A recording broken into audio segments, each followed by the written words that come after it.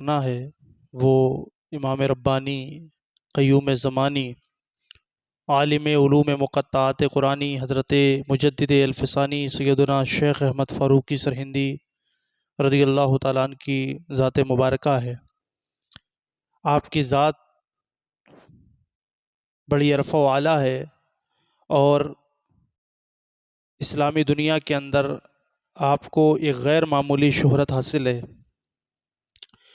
اس کی وجہ یہ ہے کہ آپ کے عظیم کارنامے جو آپ نے اپنی حیات مبارکہ میں انجام دیے اور دین اسلام کی صحیح تعلیم کو لوگوں تک پہنچایا، خصوصاً مغل اعظم اکبر اعظم مغل بادشاہ جلال الدین اکبر نے جو دین کے اندر بگاڑ پیدا کیا تھا اور ایک نیا دین متعارف کرایا تھا جسے دین الہی کہا جاتا ہے، اس کی سرکوبی کے لیے حضرت امام ربانی مجدد الفسانی رضی اللہ عنہ نے بے لوث محنتیں کی اور اس کو جڑ سے ختم کیا۔ 971 ہجری میں حضرت مجدد الفسانی رضی اللہ عنہ کی ولادت ہو رہی ہے اور 963 ہجری میں اکبر تخت سلطنت پہ بیٹھ رہا ہے، مغل بادشاہ بن رہا ہے۔ 963 میں حضرت مجدد الفسانی رضی اللہ عنہ 971 میں پیدا ہو رہے ہیں۔ جس وقت اکبر تخت نشین ہوا وقت اکبر ویسا نہیں تھا جیسا بعد میں ہو گیا، نیک بادشاہ تھا اور بزرگوں سے بہت زیادہ عقیدت و محبت رکھنے والا تھا، حتیٰ کہ آپ دیکھیں گے تو آپ کو حیرت ہوگی کہ فتح پور سیکری ایک باقاعدہ شہر اس نے بسا دیا اور کئی سالوں تک اپنا دارالسلطنت اس کو رکھا اس شہر کو، اور کئی سال وہ وہاں رہا صرف اس وجہ سے کہ حضرت شیخ سلیم چشتی رحمۃ اللہ علیہ کی وہاں پہ مزار تھی۔ بزرگوں سے محبت کی بنیاد پر اور حضرت شیخ سلیم چشتی رحمۃ اللہ علیہ سے قربت کی وجہ سے پورا شہر اس نے فتح پور سیکری کے نام سے بسا دیا تھا۔ لیکن بگاڑ جب پیدا ہوا ہے تو اس نے ایک نئے دین کو دنیا میں متعارف کرایا جسے دین الہی کہا جاتا ہے، کہ بہت سارے اسباب تھے اور بہت ساری وجوہات تھیں جس کی وجہ سے دین الہی وجود میں آیا۔ بہت سارے علماء سو کے فتنے اور جو اکبر کے درباری مولوی تھے ابو الفیض اور ابو الفضل، ابو الفیض فیضی اور ابو الفضل، اور اس کے علاوہ کئی سارے دربار کے ان کے درباری علماء جو تھے انہوں نے اکبر کو ویسے ہی اکسایا اور کہا کہ اب تو 1000 سال دین کے اندر دین اسلام کو پورے ہو گئے ہیں، اب 1000 سال کے بعد ایک نیا دین اور ایک نئی فکر اور نئی سوچ کو آگے بڑھایا جائے، اور یہ کام صرف آپ کر سکتے ہیں۔ اور اکبر کو مجتہد مطلق کا درجہ دیا گیا اور کہا گیا کہ قرآن و حدیث اور فقہ وغیرہ کا کوئی اعتبار نہیں، جس مسئلے میں اکبر حکم جو صادر کر دے گا وہی حکم لوگوں کے لیے حرف آخر ہوگا۔ دوسری طرف آپ دیکھتے ہیں کہ جو دین الہی میں ہندوانہ رسم و رواج زیادہ تھا، اس کی وجہ یہ تھی کہ اکبر کے قریبیوں میں اس کی بیویاں کئی غیر مسلم تھیں، اور کالپی وغیرہ کا بڑا مشہور برہمن جسے موہن داس یعنی بیربل کہا جاتا تھا، اس کی قربت کا حال تو یہ تھا کہ دو جسم ایک جاں کہا جاتا تھا، اور راجہ ٹوڈرمل وغیرہ جو اس کے نورتن میں شامل تھے، ان لوگوں نے باقاعدہ اس کی ذہن سازی کی اور ایک نیا دین بن کر کے ابھرا جسے دین الہی کہا جاتا ہے۔ دین الہی میں کس قدر اسلام کی تعلیمات کی مخالفت کی گئی اور اسلام کی تشخص کو کس طرح نقصان پہنچایا گیا، اسلامی وضاقتہ کے خلاف باتیں ہوئیں، داڑیاں رکھنا منع کر دی گئی، داڑیوں پر بین لگا دیا گیا، شراب کو جائز کر دیا گیا، زنا کو جائز کر دیا گیا کئی شرطوں کے ساتھ، اور صاحب حال یہ ہو گیا تھا کہ سود وغیرہ لینا جائز تھا اس وقت میں، طرح طرح کے وہ تمام تر کام جو اسلام میں حرام تھے، سور وغیرہ کا گوشت کھانا، وہ سب دین الہی میں جائز کر دیا گیا تھا۔ منتخب التواریخ کے اندر ملا عبد القادر بدایونی رحمۃ اللہ تعالیٰ علیہ نے بڑی تفصیل کے ساتھ دین الہی کے بارے میں لکھا ہے کہ دین الہی میں دین اسلام کے ساتھ کیا کیا کھلواڑ ہوا ہے، اور ایک مجموعہ بنا کر کے تیار کیا گیا، کچومڑ بنا کر کے کہ تمام دینوں سے کچھ نہ کچھ لے کر کے ایک نئے دین کی شروعات کی گئی جسے دین الہی کہا جاتا تھا، اور جس میں سورج کی پوجا کی جاتی تھی، آگ کی پوجا کی جاتی تھی، حتیٰ کہ سورج کے 101 نام بنائے گئے تھے جس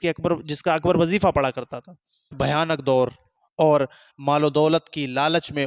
اس وقت کے کچھ علماء سو نے اکبر کو اسی پر اکساتے رہے، وہ اور مال و دولت اور اکبر کی قربت حاصل کرتے رہے، اور حتیٰ کہ حال یہ ہوا کہ مال و دولت کی لالچ میں انہوں نے دین اسلام کے ساتھ کھلواڑ کرتے رہے وہ، اور جیسا جیسا اکبر حکم کرتا تھا اسی کے مطابق وہ فتویٰ صادر کر دیتے تھے اور اسی کے مطابق باتیں کرتے رہتے تھے۔ اس سے بھیانک وقت میں یہ ذمہ اٹھایا ہے حضرت مجدد الفسانی رضی اللہ تعالیٰ عنہ، اور آپ کی اس خدمت کو بلایا نہیں جا سکتا ہے۔ حضرت مجدد الفسانی رضی اللہ تعالیٰ عنہ نے اصلاح اعمال کے لیے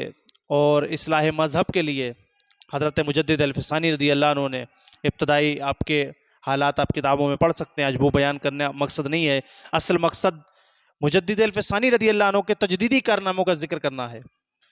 تو اکبر کا انتقال ہو گیا اور اکبر کے بعد اب جہانگیر تخت نشین ہوا ہے۔ حضرت مجدد الفسانی رضی اللہ عنہ نے باقاعدہ خطوط کا سلسلہ جاری کیا۔ جہانگیر جب تخت نشین ہوا تو وہ بھی اسی پیٹرن پہ چل رہا تھا اور وہ بھی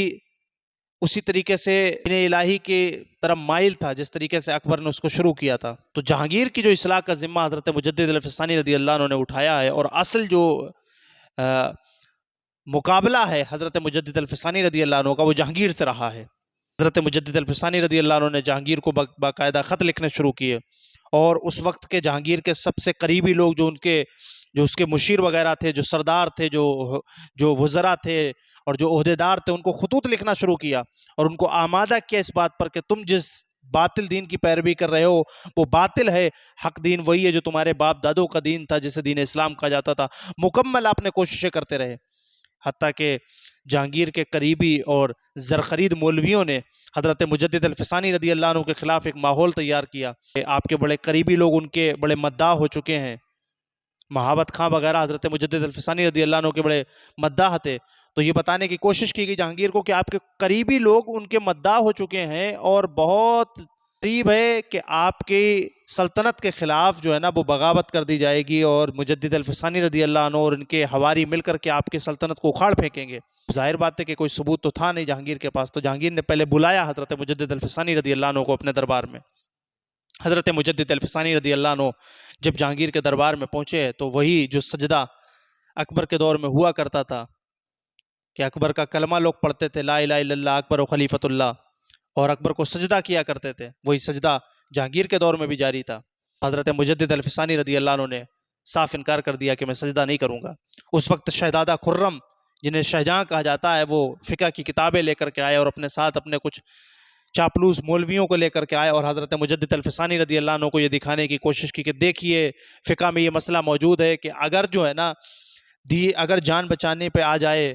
تو سجدہ کر سکتے ہیں، کیونکہ سجدہ کرنا حرام ہے، سجدہ تعظیمی کوئی کفر اور شرک نہیں ہے، اس لیے سجدہ کر سکتے ہیں اگر جان پہ آ جائے۔ اس وقت حضرت مجدد الفسانی رضی اللہ عنہ نے تاریخی جملہ ارشاد فرمایا تھا اور فرمایا تھا کہ ہاں رخصت یہ ہے کہ سجدہ کر کے جان بچائی جا سکتی ہے، لیکن عظیمت یہ ہے کہ میں اپنی جان اللہ رب العزت کے نام پر دے دوں اور اللہ کے علاوہ کسی غیر اللہ کے سامنے اپنا سر نہ جھکاؤں۔ ایک روایت کے مطابق یہ بھی آتا ہے کہ 40 پہلوان بلائے جہانگیر نے اور کہا پکڑ کر کے ان کی گردن کو جھکا دو۔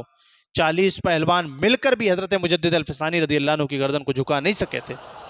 اور اسی واقعے کا ذکر شاعر مشرق ڈاکٹر اقبال نے اپنے کلام کے اندر کیا ہے۔ جب وہ سرہند شریف حاضر ہوئے تھے تو انہوں نے یہ اشعار لکھے تھے: حاضر ہوا میں شیخ مجدد کی لحد پر،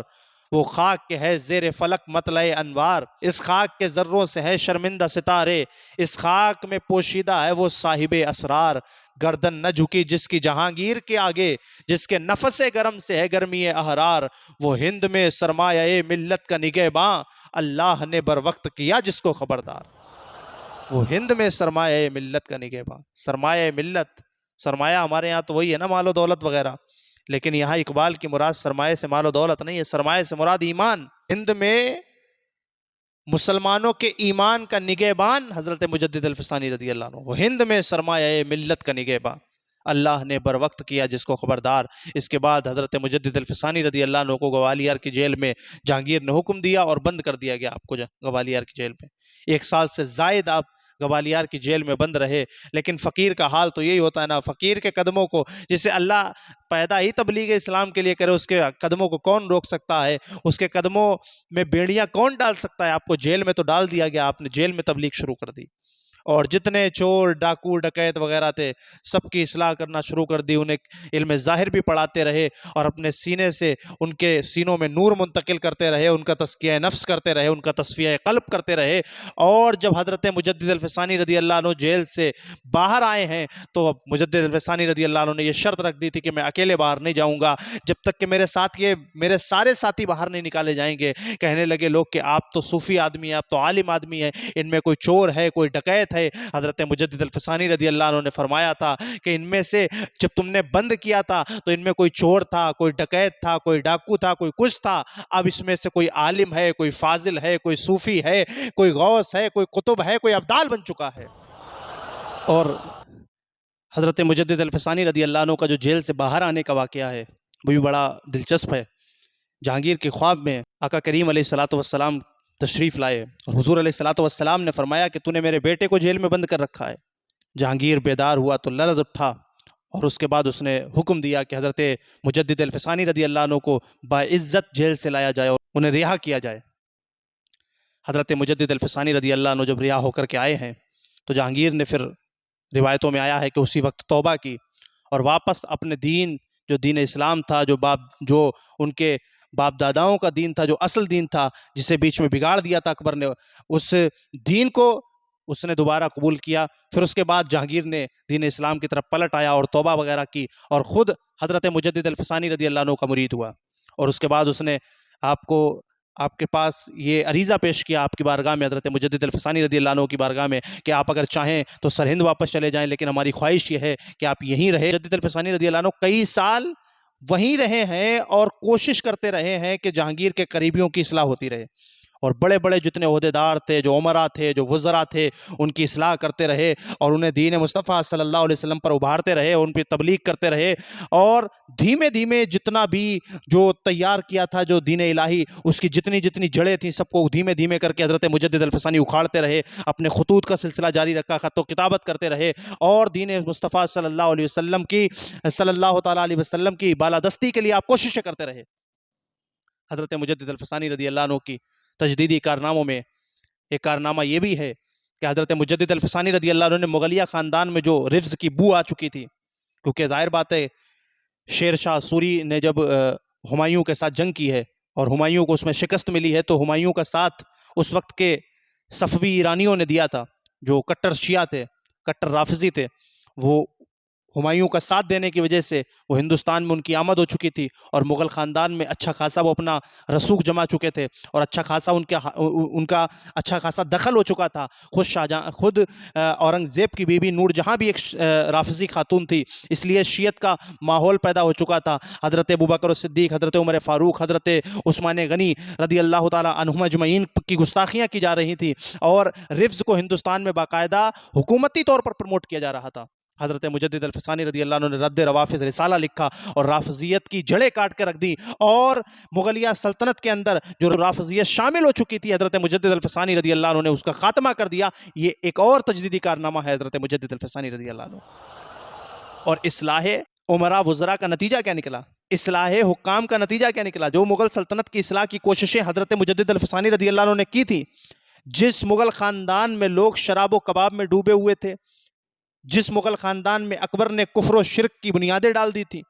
جس مغل خاندان میں رافضیت نے گھر کر لیا تھا, اسی مغل خاندان میں حضرت مجدد الفسانی رضی اللہ عنہ کی تبلیغ کا نتیجہ ہے کہ ایک ایسا بطل جلیل پیدا ہوا کہ جس نے ہندوستان کے اندر سلطان صلاح الدین ایوبی کی یاد تازہ کر دی, جسے دنیا حضرت اورنگزیب عالمگیر کہا کرتی ہے. کہاں ایک طرف مغل تھے جو نیم لبرل اور نیم رافضی ہو چکے تھے, اور کہاں حضرت اورنگزیب عالمگیر جو پکے متسلف سنی حنفی حاکم بن کر کے ہندوستان میں نمودار ہوئے ہیں. مورخین لکھتے ہیں کہ حضرت اورنگزیب عالمگیر رحمت اللہ تعالی علیہ کی جو شخصیت ابھر کر کے سامنے آئی ہے ہندوستان کے اندر, یہ بھی دین حضرت مجدد الفسانی رضی اللہ تعالیٰ عنہ کی.